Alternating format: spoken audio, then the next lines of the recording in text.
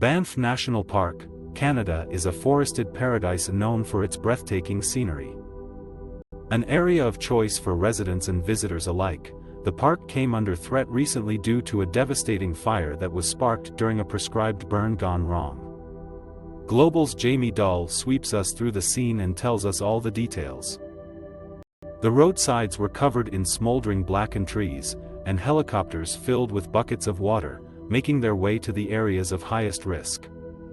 Hundreds of people had to evacuate their homes, and many horses from the nearby horse corrals had to be taken out as well. For longtime Banff residents, the scene was heartbreaking. One family who had been living in the area for generations had all of their heirloom saddles and chaps destroyed in the fire. Parks Canada Incident Commander Jane Park tells us that although they were prepared, unexpected winds had caught them unawares, which they believe is why the fire had quickly gotten out of control. Firefighters from Banff and nearby Canmore were able to contain the fire after it had threatened a cemetery, some event tents and a resort hotel.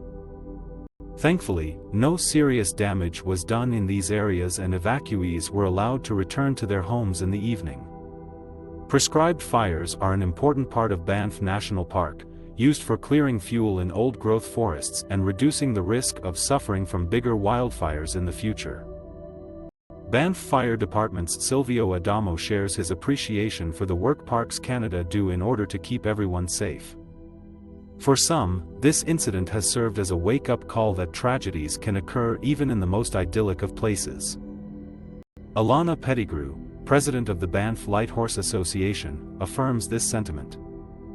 To them, these events have made it ever more important to be aware of the risks of living in a national park.